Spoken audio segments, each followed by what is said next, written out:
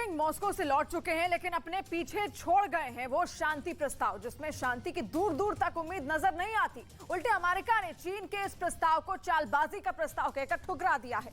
इसके दो मतलब है। पहला तो ये कि अब चीन खुलकर रूस के साथ मैदान में आ चुका है, और दूसरा ये कि चीन की मध्यस्थता कर महान बनने की रणनीति पर पानी फिर गया है।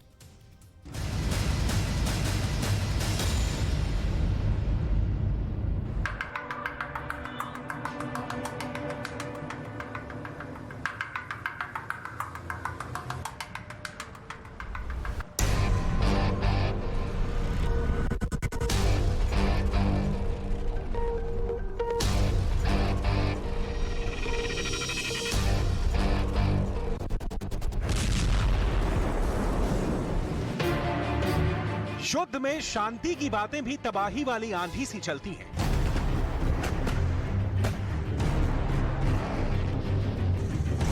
जलते जमीन पर पानी की बौछार की बातों पर तभी यकीन होता है जब तोप के मुंह आग उगलना बंद कर देते हैं, लेकिन ये हो नहीं सका। नतीजा सामने है, झुलसता यूक्रेन।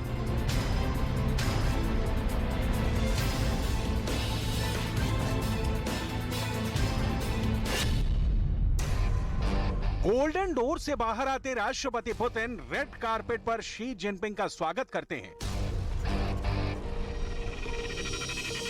दोनों के हाथ मिलते हैं और युद्ध के बीचों बीच उस दोस्ती पर मुहर लगती है जो बाइडेन की आंखों को और लाल कर जाता है। और इस बीच शांति का प्रस्ताव युद्ध की अग्नि को शांत करने की जगह और भड़का देता है।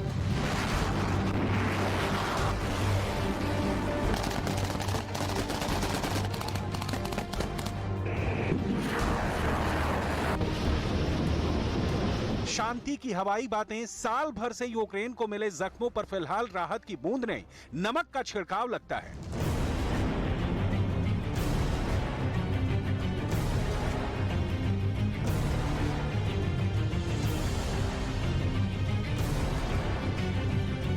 एक तरफ बारूद बिछी जमीन पर तड़पते लोग, यूक्रेन का लहू सोखती मिसाइलें, और दूसरी ओर क्रेमलिन में शी जिनपिंग और पुतिन के बीच शांति की बातें, वो भी बिना मन।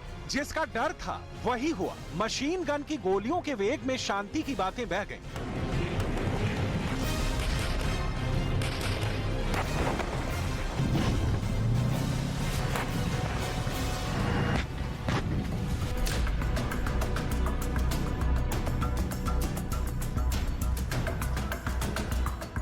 घंटों से जापान के प्रधानमंत्री फुमियो किशिदा के कीव पहुंचने और शी जिनपिंग के रूस पहुंचने के बाद युद्ध में शांति की जगह विश्व युद्ध की बातें तेज हो गई हैं। कहा तो यहां तक जाने लगा है कि अब ये बिल्कुल क्लियर हो चुका है कि तीसरे विश्व युद्ध में कौन देश किसके साथ है। कुछ एक्सपर्ट मान रहे हैं कि चीन खुलकर युद्ध में उतर आया है। सवाल उठ रहे हैं कि रूस के साथ मोल्दोवा और बेलारूस जैसे देशों के बाद अब चीन भी युद्ध मैदान में कंधे से कंधा मिलाकर लड़ेगा। क्या जापान अब अपनी आर्मी सेवा अमेरिका और नेटो के साथ यूक्रेन को उपलब्ध करवाएगा? और इस बीच चाइनीज शांति प्रस्ताव सीन दर सीन समझिए युद्ध का सबसे बड़ा तथाकथित शांति प्रस्ताव आए बिना ही कैसे काल के गाल में समा गया। क्रेमलिन में मेहमान शी जिनपिंग के साथ मेजबान पुतिन की मुलाकात होती है। बिजली की तेजी से बात वॉशिंगटन पहुंचती है। कीव से लेकर बीजिंग तक अलर्ट मोड में आ जाते हैं। नाटो क्लियर रुख जाहिर करता है कि उसे युद्ध में अभी शांति पसंद नहीं। यूरोप सिरे से नकार देता है। चाइनीज शांति पर यूरोप को भरोसा नहीं होता। 正如习近平主席所强调的，在乌克兰问题上，和平理性的声音在不断积聚，大多数国家都支持缓和紧张局势，主张劝和促谈，反对火上浇油。美方应当客观看待中方和国际社会劝和促谈的努力，而不因警报冷战思维不放，更不应做冲突延宕升级的推手。 सऊदी अरब और ईरान के बीच राजनयिक संबंधों की बहाली करवाने में कामयाबी से चीन का मनोबल बढ़ा हुआ है। शी जिनपिंग को रूस यूक्रेन युद्ध शुरू से ही एक मौका लगा, लिहाजा मध्यस्थता की बातों से शी जिनपिंग एक मैसेज देने की कोशिश में थे कि हम शांति के अग्रदूत हैं। बाइडन तो यूक्रेन को सिर्फ बम सप्लाई कर रहे हैं। बाइडन की बुजुर्ग नजरें चीन की चालों को भी पहचानती हैं और शी जिनपिंग के कारनामे भी जानती हैं। लिहाजा चीन का शांति प्रस्ताव भरभरा कर गिर गया। इस शांति प्रस्ताव में क्या क्या बातें शामिल थी और कैसे रूस यूक्रेन युद्ध इससे बंद होता, उसे विस्तार से समझिए। शी जिनपिंग 12 सूत्रीय शांति योजना लेकर मॉस्को पहुंचे। सभी देशों की संप्रभुता का सम्मान करना, प्रस्ताव में कोल्ड वॉर मानसिकता को खत्म करना, शांति वार्ता फिर से शुरू करना, दुश्मनी को रोकना, मानवीय संकट का समाधान, नागरिकों और युद्धबंदियों की सुरक्षा, न्यूक्लियर पावर प्लांट को सुरक्षित रखना, अनाजों का आसानी से निर्यात, एक तरफा प्रतिबंधों को रोकना, इंडस्ट्रियल और सप्लाई चेन को स्थिर रखना, रिकंस्ट्रक्शन को बढ़ावा देना। इन सारी बातों को आप देखेंगे तो चीन ने अपना हित सर्वोपरि रखा है और शी जिनपिंग ने अपने फायदे की बात देखी है। जैसे यूक्रेन के रिकंस्ट्रक्शन में अपना कारोबार, अमेरिका चीन के इस इरादे को भांप चुका है और जबकि युद्ध में पुतिन कहीं न कहीं बैकफुट पर हैं, ऐसे वक्त में समझौतों की बात से अमेरिका को इनकार करना ही था। सो किया, और किया ही नहीं, चीन को भी युद्ध में पुतिन के बराबर का गुनाहगार ठहरा दिया। वैसे भी चीन की मध्यस्थता यूरोप कबूल करके उसे महत्व देने की सोच भी नहीं सकता। लिहाजा पुतिन की सेना ने यूक्रेन पर एक और गोला दागा, धुआं ही धुआं।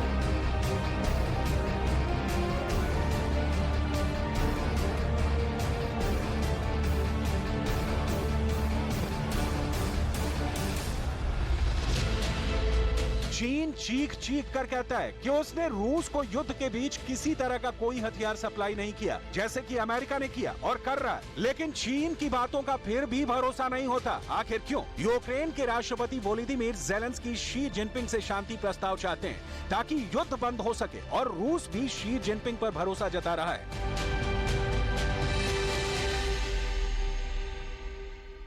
Полагаем, что многие из положений, выдвинутого Китаем мирного плана, созвучны российским подходам и могут быть взяты за основу для мирного урегулирования, когда к нему будут готовы на Западе и в Киеве. Однако такой подход... फिर क्या बात है कि अमेरिका और यूरोप को युद्ध में पीस डील मंजूर नहीं? तो इसकी एक बड़ी वजह है कि शांति प्रस्ताव चीन से आया है। चीन भले खुद को निष्पक्ष बता रहा हो, अमेरिका और पश्चिमी देश उसे रूस के करीबी के रूप में ही मानते रहे हैं। एक्सपर्ट का मानना है कि इस पीस प्लान के जरिए चीन खुद को जिम्मेदार महान शक्ति के रूप में दिखाने की कोशिश कर रहा है। जिनपिंग वैश्विक मंच पर एक ऐसे राजनेता के रूप में दिखना चाहते हैं जिसका रुतबा कम से कम अमेरिकी नेता के बराबर हो। अगर चीन की वजह से दोनों देशों के बीच जंग रुक जाती है तो इससे जिनपिंग को अपनी छवि सुधारने का मौका भी मिलेगा। विशेषज्ञों का मानना है कि चीन का ये पीस प्लान उसके लिए कम लागत में ज्यादा रिटर्न देने वाला है। 在乌克兰危机问题上，中方一贯遵循联合国宪章宗旨和原则，秉持客观公正立场，积极劝和促谈，按照事情本身的是非曲折，决定自身立场。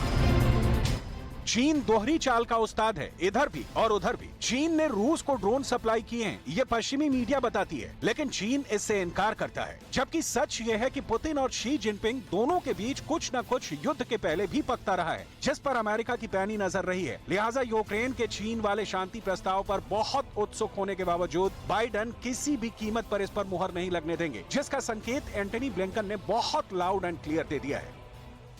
You can reasonably look at China as impartial in any way. They haven't condemned this this invasion. They haven't stopped buying Russian oil and Russian energy. President Xi saw fit to fly all the way to Moscow. Hasn't talked once to President Zelensky. Hasn't visited Ukraine. Hasn't bothered to avail himself of the Ukrainian objective.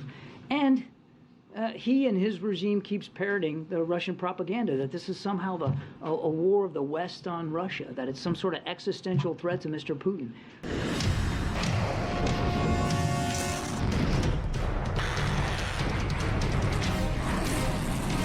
इस महायुद्ध में अब तक सिर्फ एक समझौता पूरी तरह सार्थक साबित हुआ है, जिसकी मध्यस्थता तुर्की ने की थी, जिसके तहत यूक्रेन से अनाज की सप्लाई शुरू हो सकी।